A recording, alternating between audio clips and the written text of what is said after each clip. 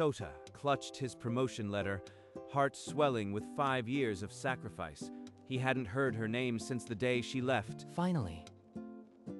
Every all-nighter. Every sacrificed weekend. It is mine now. The executive floor stretched before him, cold and silent. The director's office loomed ahead, and beside it, a desk. Number. It can't be. Not here. Not her. 5 years dissolved in a breath. The woman who broke him sat guarding the door to his future. Sota. It's been a long time. She didn't stand. She didn't flinch. Her tablet rested against her chest like a shield. This can't be happening. She dumped me. And now she's my gatekeeper. You report through me now. Every meeting, every budget, every decision. And just like that, the promotion of a lifetime became the cage she built around it. Sota forced his legs to move, carrying him toward the desk where his past sat waiting.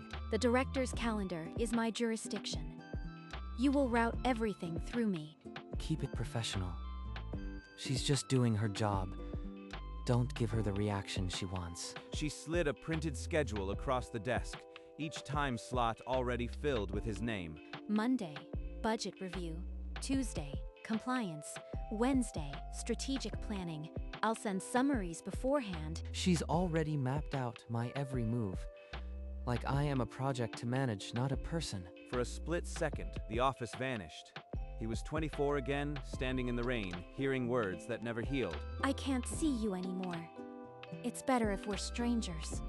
Don't look for me. The memory dissolved as quickly as it came. May's voice pulled him back, sharp and without warmth. She hasn't changed.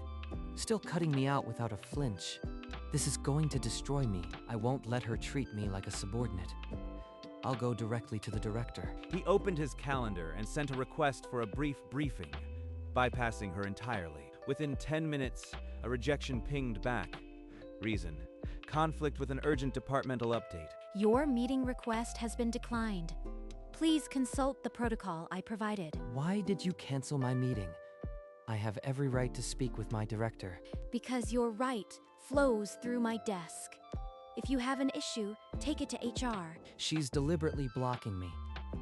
There's no way that update couldn't wait. He slumped at his desk and heard 2 analysts murmuring near the water cooler about the assistant's iron grip. She knows what you need before you do, but she'll make you crawl before she gives it. It's a power play. Even they see it. She's punishing me for something I don't even understand. What did I do to deserve this? Sota stayed late, buried in reports. The floor around him long since emptied. Around 10, he stood to stretch and noticed a lone lamp still burning near the director's office. He walked closer. Behind her desk, May was focused on a document, highlighter in hand, lips pressed thin. She was marking his briefing file, tomorrow's presentation, every section covered in her careful handwriting. That's my briefing file. What is she doing here at this hour? As if sensing him, May looked up. Their eyes locked, and for a fraction of a second, something raw flickered in hers. Then she dropped her gaze, closed the folder, and turned off the lamp as if caught stealing. She looked almost guilty. But guilt for what? Am I just imagining things? He walked away without a word, but the image of her alone in the dark stayed with him. I can't quit. Not after clawing my way here. But something about this feels wrong. A week later, Sota couldn't ignore the pattern. His briefing packs arrived flawless, data cross-referenced, summaries pre-written. Did I do this? No. That analysis wasn't mine. Someone else prepared it. He heard a colleague murmur, "That assistant of yours, she's prioritizing your work." She prioritizes nothing but making me squirm. That's just office gossip. But later, while searching his inbox for a lost attachment, he found an email, drafted at 2:04 a.m. from May to herself. His report with a dozen corrections and a single note, fixed before director sees. All this time, she's been cleaning up my mess behind my back. Why would she do that? He stormed to her desk, printout in hand, heart pounding with a mix of anger and confusion. What is this? You correct my work at 2 in the morning and never tell me. I am the executive assistant. Quality control is my responsibility. Don't read into it. The quarterly update arrived. Sota stood at the projector, the director's focus a heavy weight. Wait, that quarter's projection was off in the draft. Why is it right now? After the applause, he returned to his desk and opened the file history. The correction timestamp read 9:32 a.m., 30 minutes before the meeting. 30 minutes before the meeting. She crept in and fixed it while I was doing final prep. She saved me again. Through the glass, he saw her typing calmly, as if she hadn't just pulled him from disaster. I should say something, but she'll just throw another protocol at me. He half rose, but the memory of her cold dismissal pinned him back to his chair. Every favor she does feels like a chain. I owe her, but I can't trust her. Fine. I'll keep watching. One day, the mask will slip, and I'll finally understand. 2 days of silence broke when Sota found her alone at the copier. He approached, the canned line rehearsed. I should thank the department for the support on the quarterly. The prep was seamless. The department follows protocol. If there were no errors, the system worked. Is that all it is to you? System? Protocol? I am not talking about process. I am talking about you. Don't. Whatever you think you see, it's your imagination. My job is efficiency, nothing more. Then why do you care? You dumped me 5 years ago, May, without an explanation. You just vanished. So why are you here? Her breath caught. The mask slipped, a tremble in her lips, a glitter of something wet along her lashes. For one raw second, the woman who broke him looked about to break herself. Then she straightened, eyes clearing, and walked away without another word. You still feel it. I saw it. I am going to find out what you are hiding, no matter what it takes. That evening, he found Rena's number in an old chat log and dialed before his resolve failed. Rena, it's Sota. Can we meet? I need to understand something about May. 30 minutes later, they sat across from each other in a quiet cafe. Sota, I haven't seen you in years. What's this about? She's working at my company now, controlling everything, and I caught her helping me secretly. Why would she do that? I can't discuss her private matters. She's been through something terrible, Sota. Right before you two ended. Something terrible? What do you mean? Tell me. I shouldn't have said that. It's not my story to tell. Please just ask her directly. The clink of her cup signaled the end. She wouldn't say another word. So something did happen, something that made her leave. I am going to get the truth from her directly. Sleep refused to come. Sota pulled out a dust-covered box of old mementos and found a forgotten notebook. This is hers. She left it at my place years ago. I never touched it after she disappeared. A yellowed medical pamphlet slipped from the pages, the cover cold and clinical. Hereditary amyloidosis, prognosis and care. A disease that steals years until there's nothing left. Why would she have this? This isn't some random leaflet. It's annotated in her handwriting. A torn page slipped out, covered in her neat script. The final line was underlined twice. The prognosis is clear. There is no cure. Don't make him watch me fade. Number. She didn't leave because she stopped loving me. She left to spare me. She thought she was dying. He saw her sitting alone in a sterile room, hiding her terror, making a choice that destroyed them both. 5 years, she carried this alone. While I hated her, I can't let her face this alone anymore. He didn't wait for morning. At 10 p.m., he found her still at her desk, the only light in the dark floor. I know why you left, May. I found your notebook. The diagnosis. The note. That's old. It doesn't matter anymore. Put it away. Don't lie to me. You thought you were dying, so you pushed me away. All this time, I blamed you. It was better that way. You didn't need to watch me fade. Just leave it alone. Number, I am not leaving. Whether it's a year or 10, I'll be here. You don't have to carry this alone. Stop. You don't understand. Just stop. She wrenched free and stumbled back, her composure shattered, raw fear in her eyes. Before he could follow, she fled, her footsteps echoing in the silence. Run all you want. I am not giving up. Whatever it takes, I'll help you fight this. The next morning, Sota placed a cup of coffee on her desk before she arrived. No note, just warmth. What is this? I don't need your pity, Sota.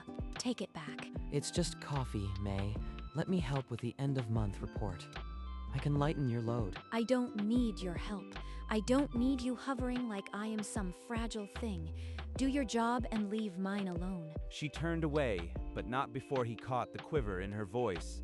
Anger masking terror. Every kindness I offer, she throws back as an insult. She's terrified of letting anyone in. That night, he stayed late again. The floor was silent, save for a muffled sob from her corner. He edged closer.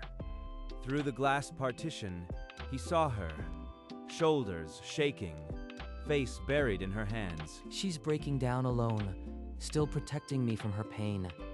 How do I reach someone who won't let me in? He backed away silently, but the image of her tears seared into his resolve. He would find a way. The next afternoon, he dragged Rena to the same cafe, the worn notebook burning a hole in his bag. Rena, I found her notebook. The pamphlet, the note. Don't make him watch me fade. I know she's dying. Oh, Sota. No, that's not. She didn't want you to know, but there's more. More? What more is there? She's dying, and she won't let me help. Her tears spilled over as she confessed. The diagnosis was wrong. May has been healthy for 2 years. 2 years ago, they reassessed. It was a misdiagnosis. She's fine, Sota. There is no illness. Everything I believed, her sacrifice, my guilt, built on a lie that saved her from nothing. By then, you'd moved on. She didn't want to disrupt your life, so she took that job just to be near you. The old photo of them, a relic of a love that never died, only hidden. She's healthy, but trapped by her sacrifice. I have to make this right. Later, at his desk, the empty office echoed his turmoil. The truth rearranged everything he believed. She's not dying. Every cold look, every blocked meeting a shield to keep me at a distance. The rain streaked the window behind him, blurring the city lights into a smear of restless color. 5 years. She carried this alone, while I called her a heartless ghost. I never knew, stubborn, self-sacrificing fool. She threw us away to save me from a future that never came. He pulled up her schedule. She always stayed late, and a hard resolve replaced the guilt. No more walls. No more lies. Tonight, I'll make her see we don't need them anymore. He stood and strode out, the notebook heavy in his pocket. A weapon of truth. The rain soaked through his jacket, but he barely felt it. Every step was a promise. I am coming, May. And this time, you won't push me away. The executive floor lay in shadows, save for the solitary glow at May's desk. Sota stepped inside, rainwater still tracing lines down his sleeves. He twisted the lock behind him. The click filled the room, heavy and irreversible. What are you doing? Unlock that door. Not until you hear this. I know, May. I know about the misdiagnosis, the recovery, and the 2 years you've been hiding. I don't know what you are talking about. Stop this. Rena told me everything. You were never dying, were you? The doctors corrected it, and you still chose to stay invisible. Her hand flew to her mouth, a choked sound escaping before she could catch it. You built a cage of sacrifice around us both. For what? So I wouldn't be burdened. I was already broken without you. I couldn't just show up. You had a life. I had no right. You had every right. You still do. Now admit it. Admit that you left me for a future that never happened, and then were too scared to come back. Sota's voice cracked as he laid bare the 5 years he'd spent hollow, never really moving on. I dated, I worked, I smiled, but every room you weren't in felt empty. I never stopped loving you, May. Not for a second. Her knees buckled. She caught the edge of her desk and slid down, her body shaking with the weight of confession. I am sorry. I'm so sorry. I thought I was saving you. I didn't know how to come back. You saved me from nothing. There was nothing to save me from. I'd have chosen you, illness or not. He closed the distance, his hand reaching for hers, a simple gesture carrying years of unsaid words. I was terrified. I didn't want to be a burden. I thought you'd be happier without me. Happier. I was a ghost, May. You were the only thing that ever made me whole. I've loved you every single day. I just couldn't face what I'd done. She collapsed against him, and he held her, the long-awaited truth finally shared between them. After a long silence, May withdrew, her face blotchy but composed, professional instincts taking over. Sota, I am still the executive assistant. If anyone finds out about us, it could ruin you. I don't care. After 5 years, I am not losing you again. Then I'll resign. It's the only way to make this right. Number. You've sacrificed enough. I won't let you give up your career too. He grasped her shoulders, his voice low but fierce. I'll request a transfer to another department. Once I'm in a different division, there's no conflict. But your promotion, you worked so hard for this. I can't let you throw it away. It's just a job, May. You are worth more than any promotion. I'll talk to HR tomorrow. She nodded, a fragile hope kindling in her eyes. They would wait, but they wouldn't waste another day. The next morning, Sota walked into the office with a purpose that left no room for second thoughts. This is it. Once I click send, there's no turning back. But turning back was never an option. He clicked. The form vanished from his screen, a digital arrow aimed at a different future. An hour later, he stood outside the director's door, rehearsing the words that would close one chapter and open another through the glass partition. May watched. Her tablet hung at her side. Forgotten. Director, I've submitted a transfer request. Personal reasons.